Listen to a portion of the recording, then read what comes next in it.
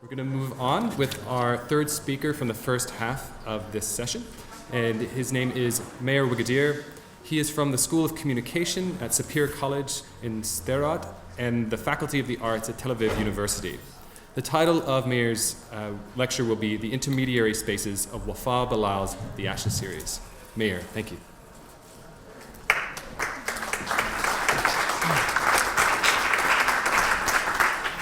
Thank you very much. I must admit I had to walk out towards the end of the last talk. It was a bit too much to listen to. I was thinking about the idea that I come from Israel, and some of the techniques which we are talking about, torture, unfortunately, still being used in Israel for many, many years. Only we are unfortunate not to have an artist to go and depict what Daniel did.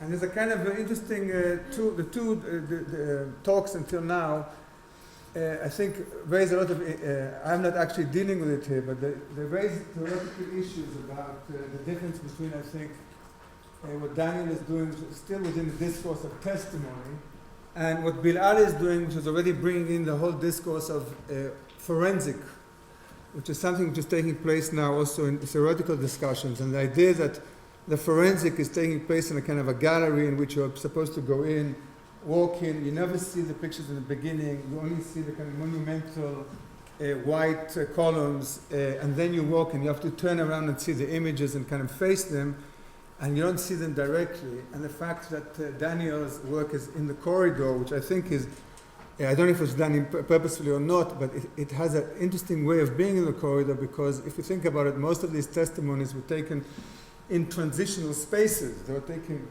in hotels, in hotel lobbies, in rooms which are meant for people to sleep in. And there's the desks there, people have to be interviewed in hotel rooms that all look alike. And within this place, suddenly a testimony is taking place, a very, very, very personal testimony. So I think that the notion of this transitional space in terms of the corridor and the portraits in relationship to Bilal's work, in which you have places in which the human has vanished and all what's left is ashes, and only spaces, is a very interesting place to start a whole discussion about testimony and about imaging and the difference between photography and drawing and painting. The fact that there's a temporal aspect, the photographer who's actually photographing the rooms is working with a whole technique where the contemplation and reverie and looking at the model for a long time is very different than Daniel's working, which is something temporal taking place with a medium which is not that temporal. The idea that you have to draw and look while you're actually looking at the person who's giving testimony, it's not necessarily drawn later, and if it's drawn later, I'm still not sure about all the techniques which he did, but the idea that being there in situ as a painter leads to, I think, a lot of very interesting issues in terms of representation. I wanted to take a step aside, and I'm interested in the transitional mode of actually what is not seen in the pictures, and that's the model. And the transitional space I'm going to talk about is the model from which Bilal actually creates his work. How do we do this? Okay. The photographer has just taken one of many Polaroid tests that will lead him to the final photograph of a model of a destroyed interior. We're witnessing, and this is important, a lull in the session between the act of starting to create the art photograph and pausing to think how to continue to work on it. A testimony to the long, meditative, and arduous construction process of constructive photography. Bilal, born in Iraq, started to construct the models, as he told you, from cement between 2003 and 2013. I think it's important to state the obvious. 10 years to the invasion of Iraq, 10 years of work, 10 photographs. I don't know if he worked on each one of them particularly a year, but let's symbolically say a year for each model. And the idea of the Ashes series came to him gradually, and at first without a definitive purpose, which I think is important.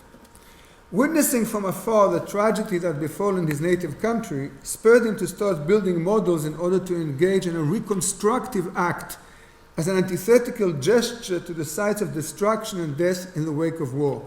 Now, what interests me, and this is actually not part of my paper, but it's something which my paper is like an introduction to what I would like to work on afterwards, is what happens to Bilal and other artists like him who work in the field of photography and construction photography. What is the need to construct destruction? Because if constructing something, we think about it as something positive, labor, you're actually working on something, you're building something, how do you take all the detail and time to work on something which you're constructing destruction? And why do you construct destruction?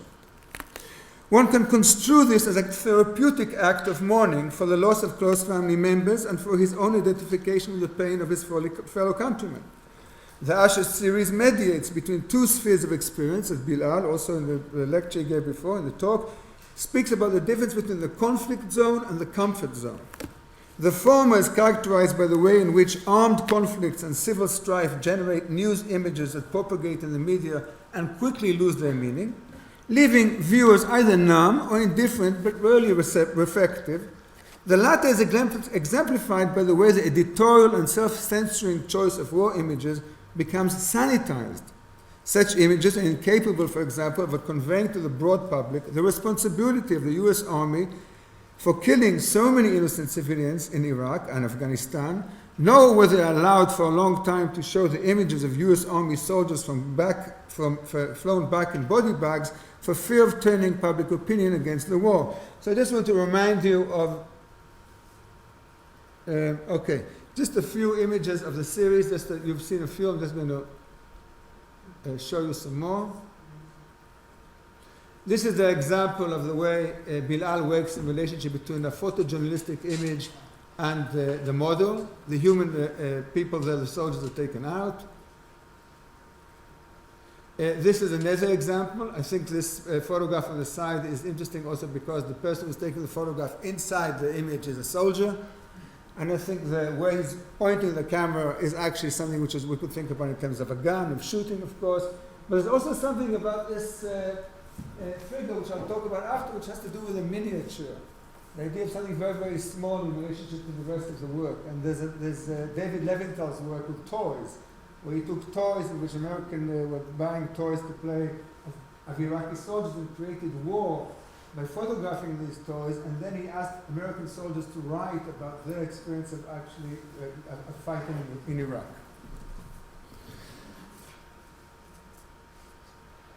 This is the first photograph that was allowed to show body bags arriving in America, obviously after the Bush administration ended the Bush administration and Obama came into office.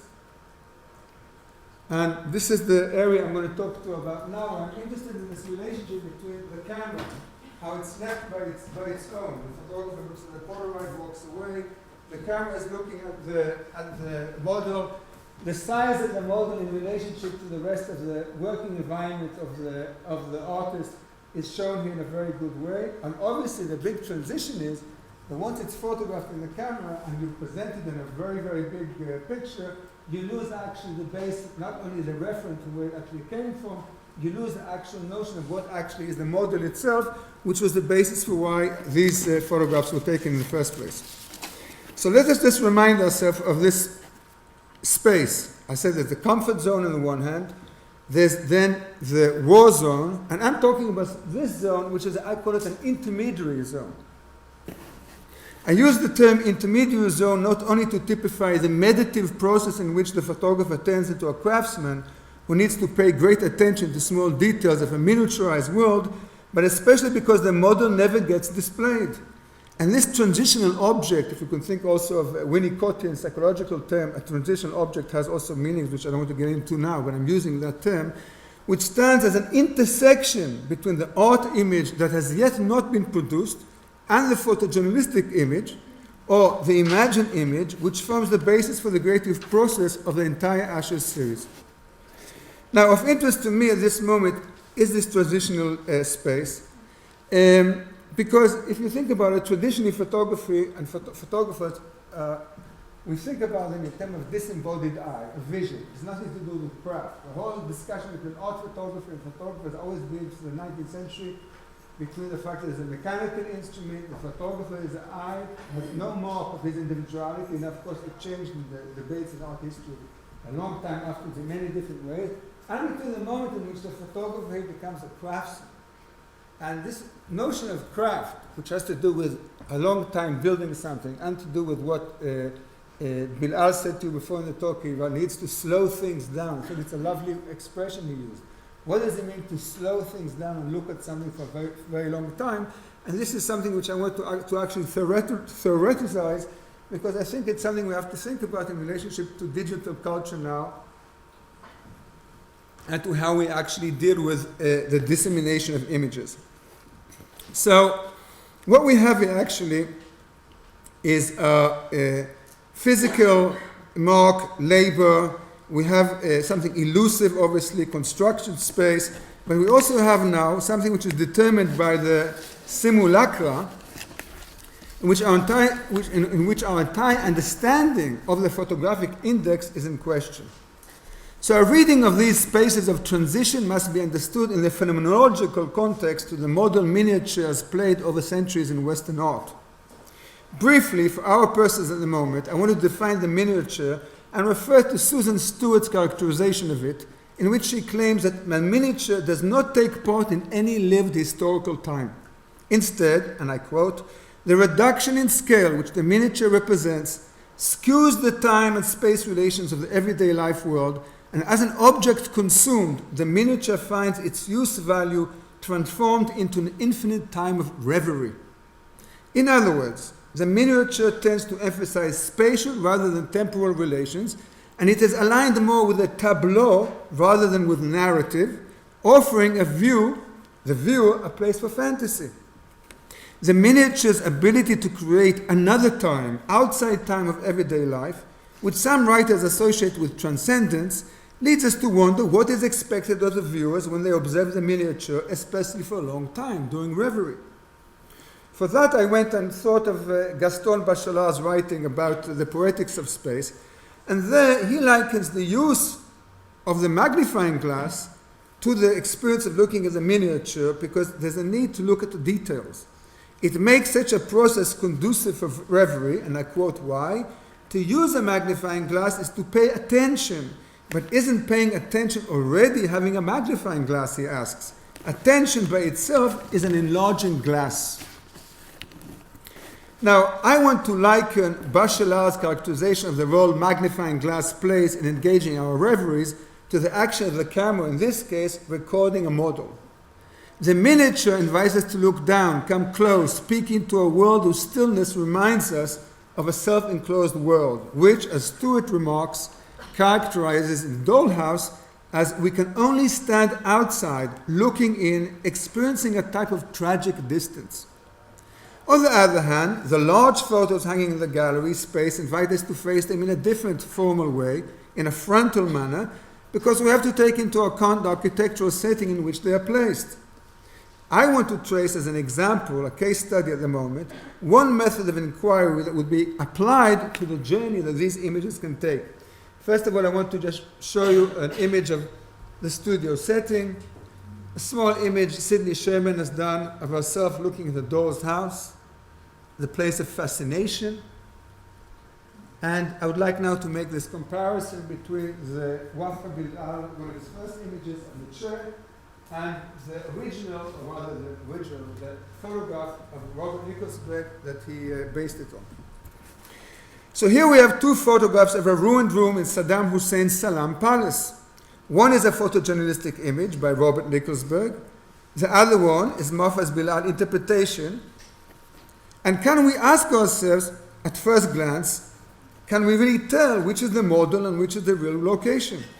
Might we not say, once we realize the differences between them, that the real location could resemble a staged space, while the model almost looks real? It is understandable why Bilal found this photojournalistic image appealing. It is not typical of news images of wars, which tend to concentrate on action, but instead it portrays the character of the aftermath of violence. Here the pseudo-royal-looking chair symbolizes the dictator's characteristic of wealth, grandiosity, and corruption, now symbolize also the fall of the dictator and the defeat of the Iraqi army, precisely because it is the only object that remains intact in a devastated room. The main difference between the real photograph and the model lies in the following aspects. Nickelsberg focuses on the chair that provides the impression of depth behind it. By foregrounding the chair and clipping one of its legs, we become conscious of a snapshot-style photograph that attests to the first-person vision of a witness who has been in that place. Bilal's version is far more static and theatrical. The emphasis on the depth of the room takes place in the foreground of the constructed space, not in the background, and much more of the ceiling is included, which makes the image look far more dramatic. Here the chair looks far bigger in relation to the room, almost disproportionately so, in order to stress the symbolic power of a chair which now looks much more like a throne, one that attests not only to the fall of Saddam Hussein, but also, as Bilal has defined it, as a symbol of what has gone wrong during the post-war period. The US Army was not only responsible for the devastation of Iraq, but also kept its occupying army there for far too long in order to prop up a corrupt regime and benefit from the natural resources of the country. Okay, now into the space of the simulacra in which news photograph becomes the source for a model that becomes the foundation for an art photograph, Bilal insets the human ashes, as he told you. In each one of the models, the human ashes is sprinkled. Now in chair, the ashes have a double effect. They represent the quintessential insertion, an insertion of the real. This is the first time we have something indexical into the body of the work. But on the other hand, the insertion of the ashes into the empty space of the interior also represents the actual dust and debris. This is in the fictional sense and in the real sense that signifies the aftermath of violence that has been done to this interior, one denoting the space of memory and melancholy. Now, this is one of those images which are a gift for writing about photography, because this is actually a working image of how the image looks when it's in the camera. I've seen very few examples of photographers who take a photograph of how an image looks before it actually gets photographed.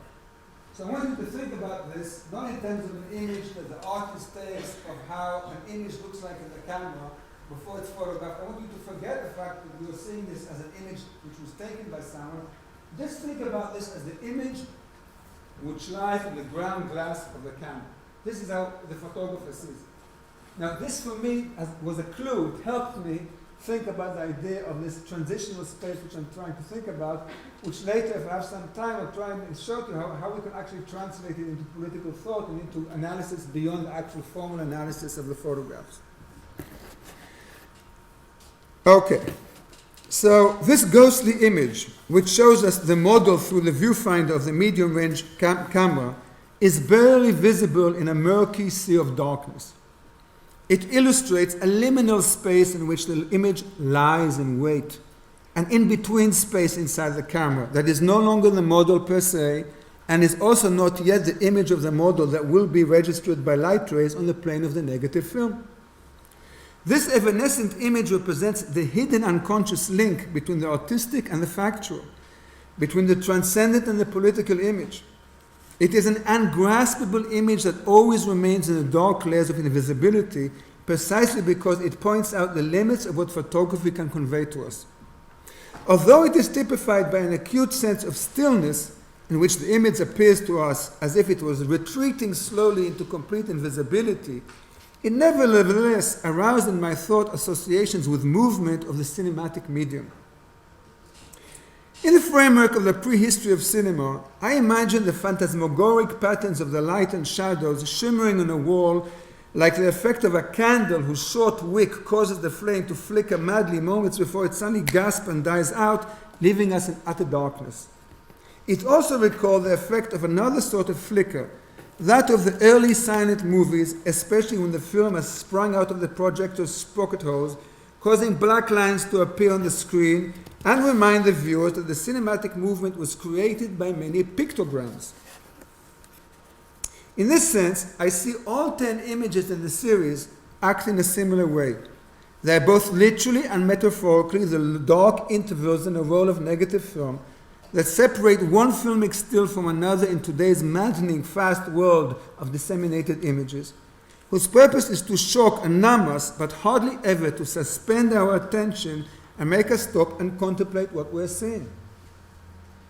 This ungraspable image, which lies in wait on the ground glass of the camera, as it appears to retreat from us into the twilight, or perhaps, if we are more hopeful, to be emerging from darkness, demands that each of us pause and consider the first image that springs to mind.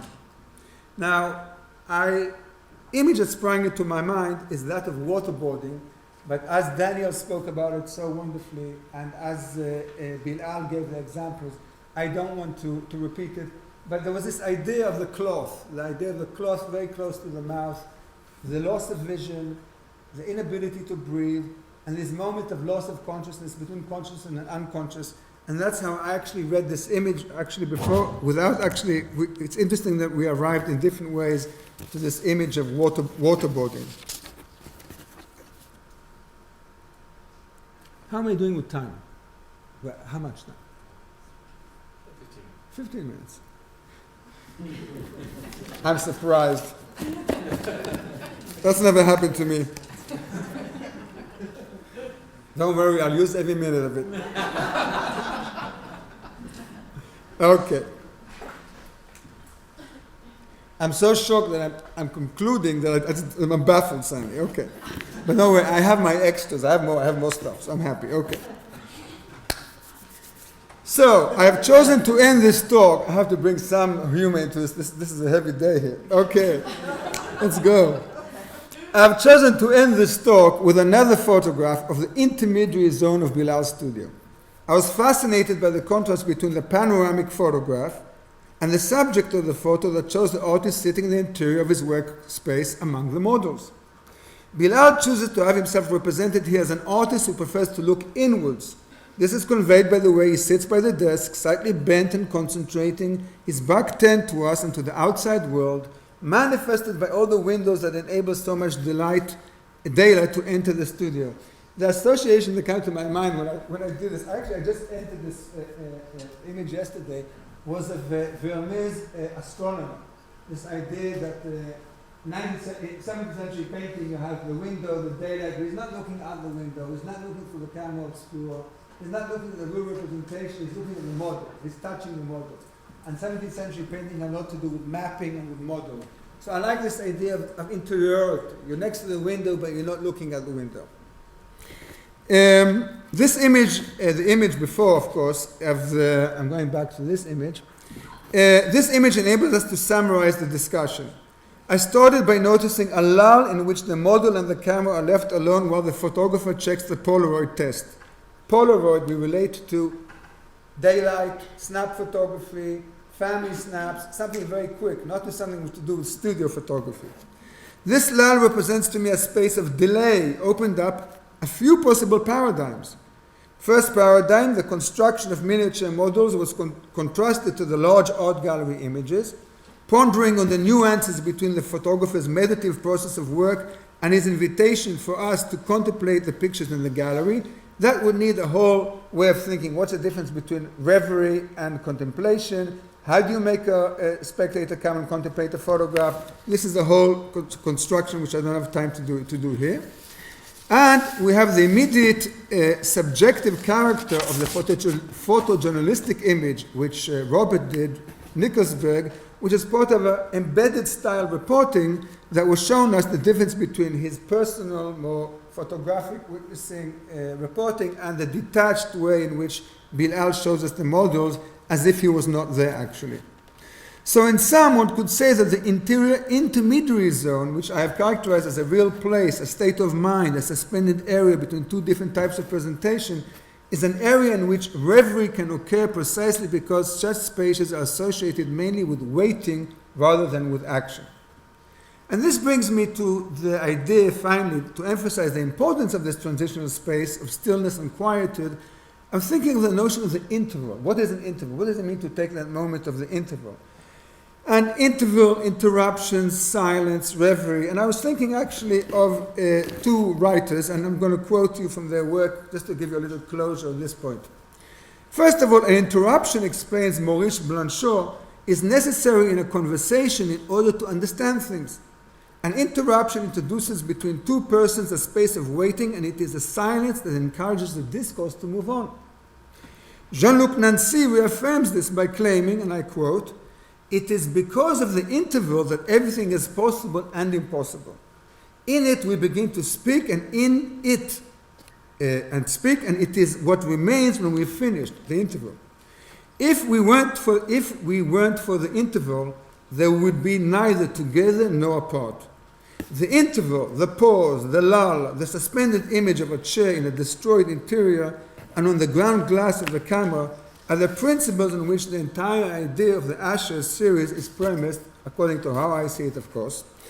To stop for a moment from all the declarative statements, the noise of the media propaganda, even the personalized witnessing stories of pain, the stories that Danielle was telling us about, the legal and traumatic discourse, in order to let the aftermath of the disaster, its forensic evidence, to speak for itself, in that space where speech can never be fully formed and is reduced to an inaudible murmur, whose faintness is the loudest evidence of the experience the Iraqi people, the prisoners, and the torture victims can master."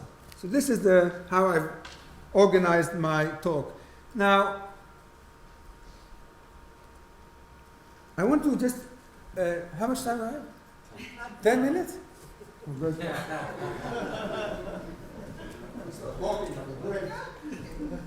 Okay. So in a way, all this is basically a prologue, and this is actually it's in the brochure for the Bilal's brochure. I wrote on this. This is a prologue that then leads me to say, okay, there's reverie, there's contemplation, there's a transitional space. Now, what am I to think about?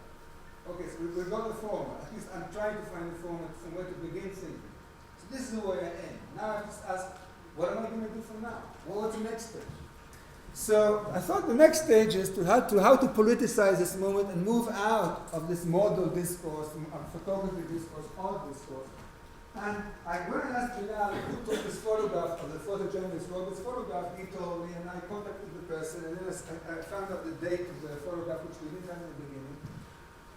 And I wanted to know what happened in that day in Iraq. What was happening there? So I was checking to see what's happening to the occupation in the war, the end of the actual official end of the fighting, and people actually reacting in confusion. And on that particular day, literally on that particular day, that photograph was made in Washington.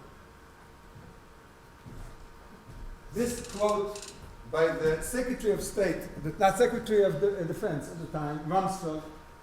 They complained to him that the American army hasn't done anything to protect the cultural centers of Iraq, especially the museum, and that there's a lot of mayhem going on, and the American army hasn't done enough to protect civilians.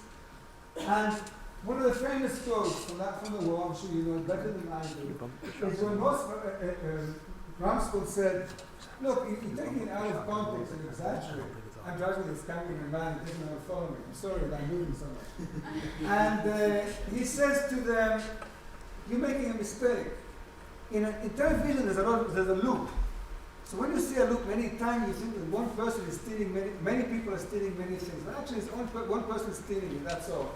And he says, if the same picture of some person walking out of some building with a vase, and you see it 20 times, and you think, my goodness, was there that many vases? He says, stuff happens. Now, the word stuff happens, which is a horrible term. This got caught on in discourse in many different places. The t-shirts, badges, stuff happens. And believe me, as an Israeli who lives in a situation, this is ongoing all the time, the word stuff happens resonates very badly. So this word stuff happens got stuck to me, and I decided to go and explore the internet. In the internet, the notion of stuff happens. So I did it in a very formal way. I was obsessed with the chair. That's the first image of Bilal. So I looked for chairs. So I wanted just to show you how it's possible now to think that the model, which represents this intermediary space, is taken into the political space, which is the moment in which the army, it takes over Baghdad. We have this transitional area, a gray area, almost a carnivalesque area in Bakhtinian terms, but it's not a festival, it's not a feast, but the law is not exactly known. The administration hasn't taken up yet, army regulations didn't take force yet, Saddam's regime is finished, and in this lull, things start to happen. So I just want to show you some images which I'm trying to work on to give you an idea of what I'm talking about. First of all, we have the famous, iconic idea of destruction, of the fall of Saddam. We have people showing the anger by destroying statues. Some of this is, by the way, almost staged, or at least very aware of the cameras being there. The Americans were very happy to see it. Now we come up to this chair that I told you of, this chair of the palace. Now I think this is one of the most amazing photographs I found from the occupation. This is April 7th, 2003. I mean, this physiognomy is like, what do you want more than this? In Israel, a lot of Israeli soldiers, when they go into Western Bank, into the Palestinian territories, they don't have where to stay, they take over Palestinian homes. For a few days, for a week, and then they leave. And they photograph themselves in these interiors. And it's very interesting to see the physiognomy of the Israeli soldier within the interior of Palestinian interiors, of Palestinian homes. Okay, and this happens often, it's not once, and then it's not marked once, this happens a lot. So this type of physiognomy, if you look at a physiognomy of winning in relationship to the chair, we could continue it with this picture, which is an extraordinary picture.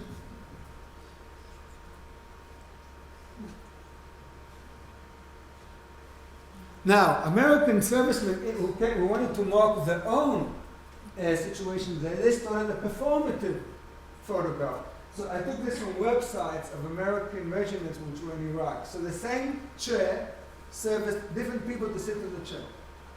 And each one photographed each other. So this is not an official photograph. This is not taken by a press photographer. So imagine hundreds of these kind of images of this performative moment of winning, yeah? Trophy, it's like a trophy.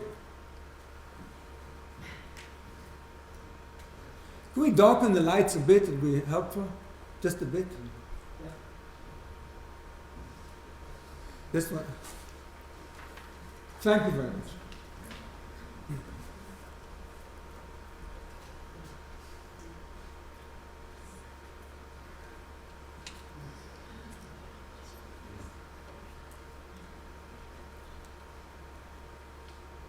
This is part of the looting period. It's extraordinary how the face disappears and the chair is now upside down. It's the same golden textures that we saw in the picture that Bob did.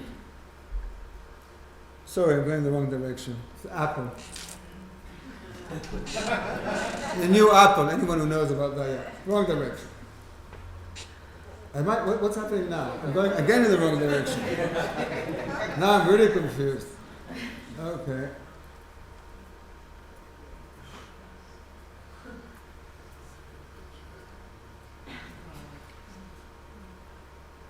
This is the looting that took place, the tragic looting of the museum. Okay, so this is one set. How do we start talking about this moment? For that needs a whole different set of research.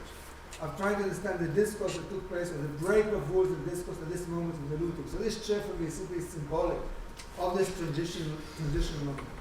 The other thing is, which is like another chapter in this type of material could be, how do we start thinking about constructing destruction? Now this means that Bilal, as he showed you in his talk, he actually comes more from a tradition of performance. Body performance, video. So this type of work that he's doing now is actually working on the model, has a language which actually began in construction photography. His teacher actually was also someone who worked in the mixed media and construction photography. And there's other people in the field who are doing this kind of work. So I just want to show you other examples of photographers to think about how we could start thinking about this moment of construction photography, just to give the context. First of all, just to remind you in terms of this is not construction photography, one of the earliest destroyed rooms that I found was Robert Capa in Madrid in 1936 in the Spanish Civil War. This is not construction photography. I was trying to see how can we think about the destroyed interior. This is in Samarra, Iraq, and this was made by James Casbera, who's a famous model construction photographer, and he made a few images lately from the Arab world, and this is one of them. And if I'm not mistaken, Bilal, you also did work on this.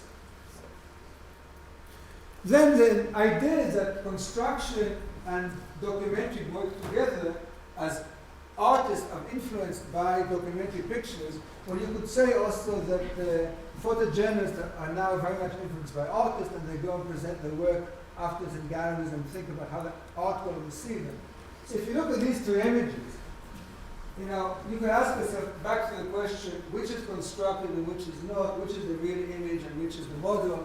This in terms of the attention here to these type of details of destruction. This is one of the most famous images, of course, of Jeff Wall, who constructed the destroyed room.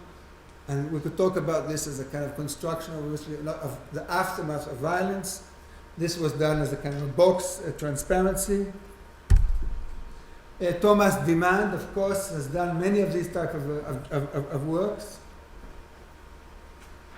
These are two examples of his. And this is in reference to Iraq. This is a painting, a picture that Thomas Demand did based on the photograph of Saddam Hussein's kitchen in his hiding place, which has no destruction here, but it's related to Iraq. And this is a work of Martha Rosner, which also works on the same concept of the collage. This is Saddam Hussein's palace, and she brings in the images from American magazines, from commercials. She did it with Vietnam, she then did it with the war of Iraq, and it's again an idea of how to bring in the comfort zone and the war zone. So the war zone enters the comfort zone into the collage and creates this whole notion of where's this in between? And in collage, in between is important, because in collage, when you bring things together, you always have a seam. And the seam is the place where you actually, the language takes place between the different pieces of the collage. In Photoshop today, people try and bring the pictures together and not have a seam. So that's a whole different issue. But for her, the seam is very, very important. I'll just show you a few other examples here.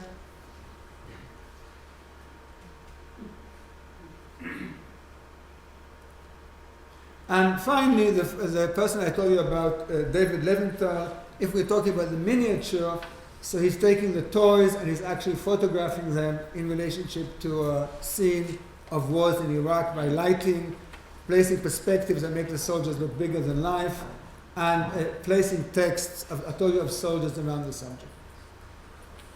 And finally, you've heard about this, but I'll tell you about this. I think that it's interesting to go back into this idea of space and shoot the Iraqi and constructing the space of violence, in this case, for much more interactive work of video. Thank you very much.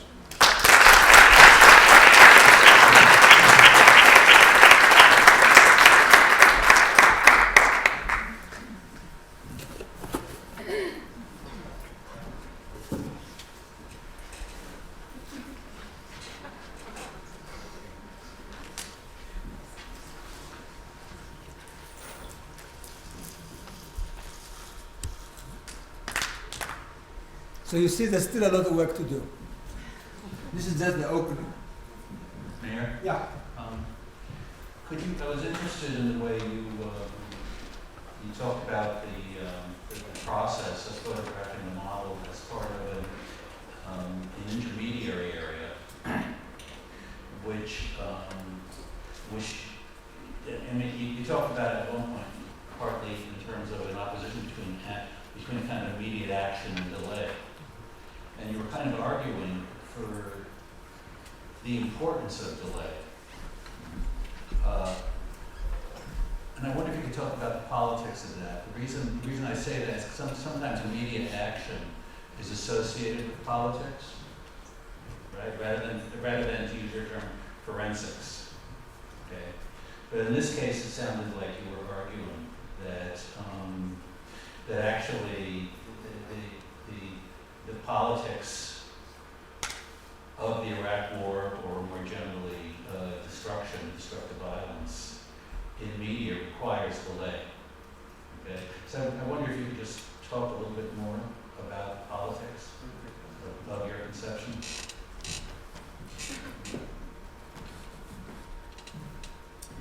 Look, I'll answer it first of all intuitively.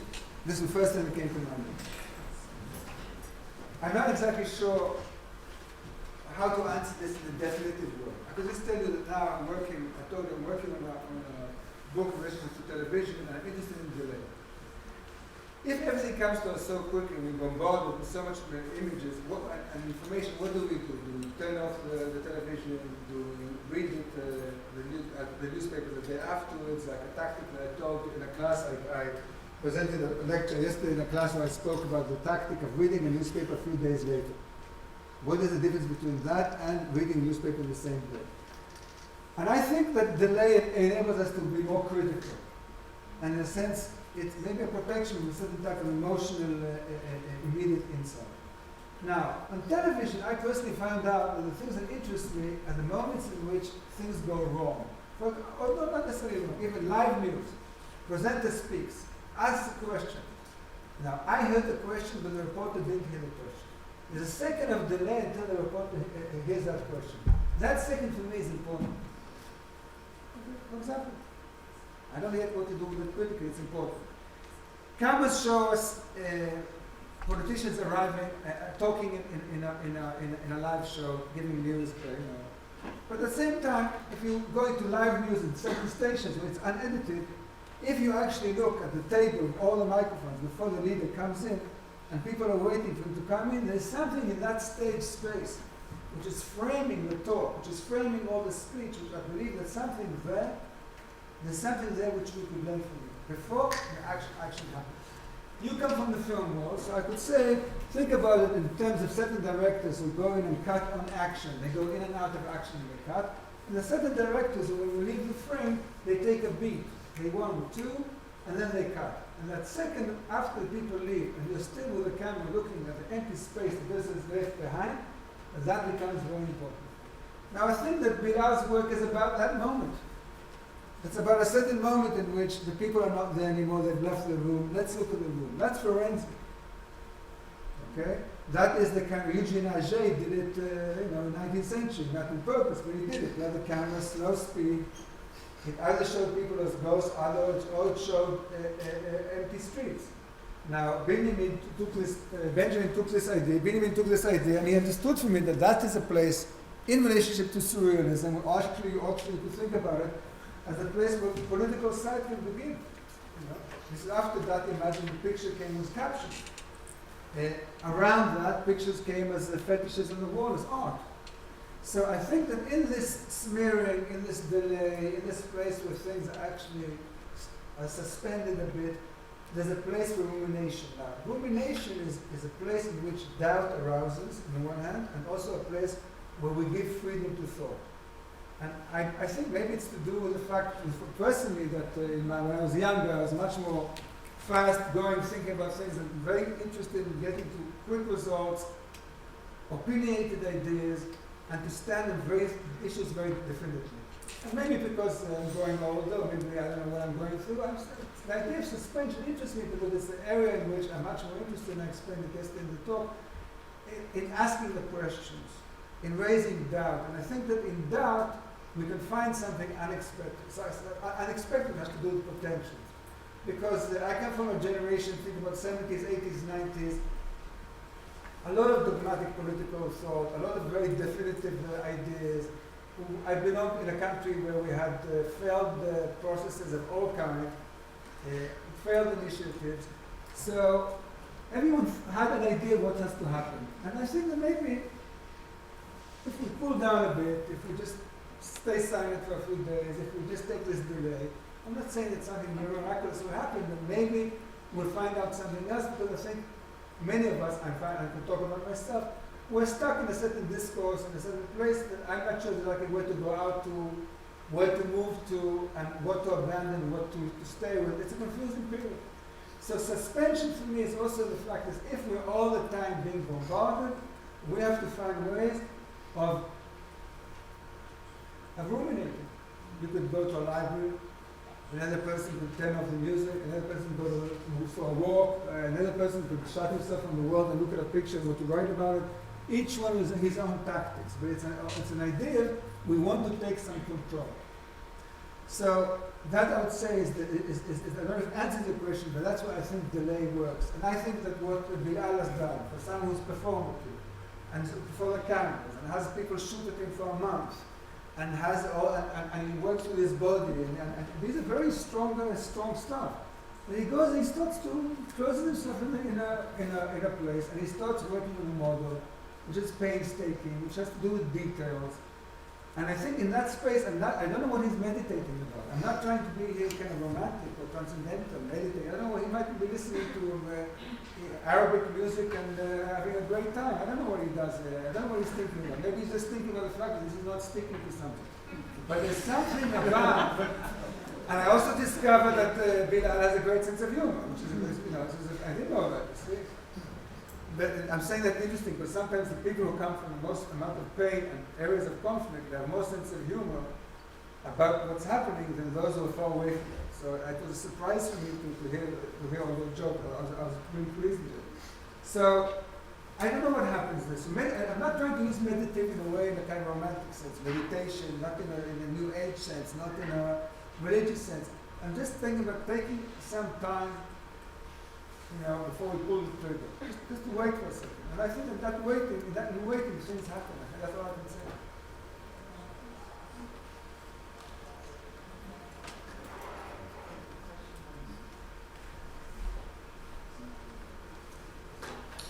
You mentioned the term simulacra, and I'm interested in hearing what you think the role of simulacra is and what it means in these situations where a copy of a copy is made and represents something, and also what you think we can learn from simulacra as a tool in the visual arts. Look, simulacra could be taken to different, depending on what philosopher you attach it to, you can come and you can take it to different places. If it's Baudrillard, it would be one type. If you take Deleuze and simulacra, you go to another direction. It's different directions. And in the art world, it's been, I think, overused and misused, and I think it's been very much formalized. I use it here lightly.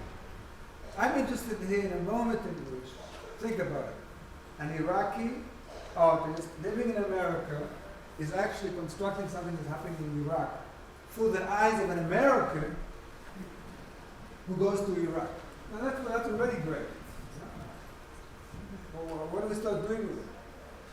An embedded reporter is very important. I didn't develop it. It was an embedded reporter, it's not the invention of getting the reporter not to have freedom of movement and be independent, place him as part of the American forces, limit his ability to be objective because he gets attached emotionally to the Americans, and then have him photographed. Now, he takes that image and he starts working with it. He cleans everything out, and it's in that kind of, he brings his own stuff to it.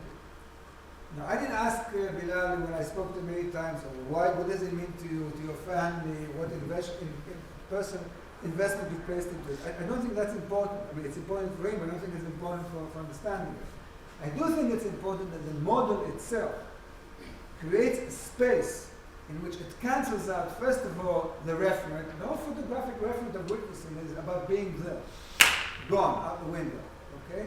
Then he bases it on a photographer who's embedded, that immediately problematizes the issue. Then he creates a model that he doesn't show. This is very important, he doesn't show the model. Then he photographs the model, creates a very big picture, which he wants you then to start moving backwards and forwards opposite it to see it. You come close, you want to see in detail, you go back because you want the effect of it. Now in photography, I didn't get into it here, the sizes of pictures, the whole way the gallery works, ever since New German photography, enlargement of pictures, there's a whole notion of deadpan photography, the removal of the subjective subject, agent of the photographer, and presenting you the scene as seen, this idea of the thing, this is it, that's it. That's a whole, I didn't want to bring it into this. That's a whole language which brings the whole idea is actually all the time seriality in photography, which he has a series as well. Think of the Beckers in photography, working with seriality.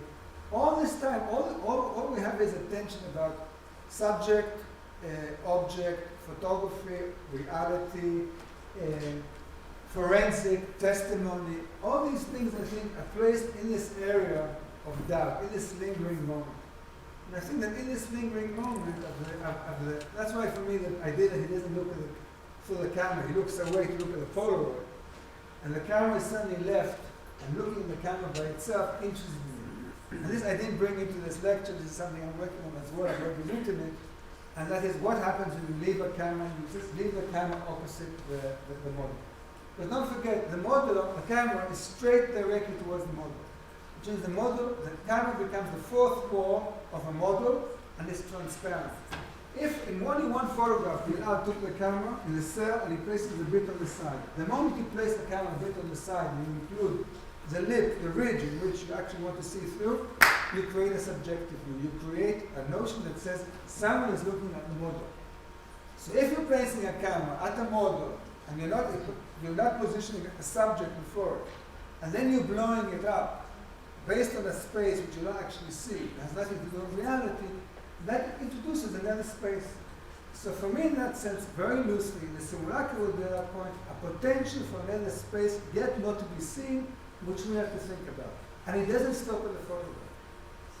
With all my respect to his great work at his photographs, I don't think the photograph as object, although I analyze it, is the place to stare at. That's the place to move to the next place. It could be the political, this transitional space, which is underneath all these pictures between losing a war and beginning a new administration. This is, between two types of behavior, two types of laws. It could be the notion of this chair, which gets kind of, we think in Western art about iconography all the time. It's a dirty word, iconography. Especially, I studied art history, not to say iconography is like something I should be embarrassed of, but why not talk about political iconography? Why not talk about political images which repeat themselves in iconography of occupation and iconography of torture? Okay? I'm thinking that's in that encyclopedic sense of it. So this repetition of the chairs is not a coincidence for me. Now, what do you want to analyze? The chair, the people taking the chair, the people photographing the chair, the confluence between them, the moment in which it happens, that's open to many things.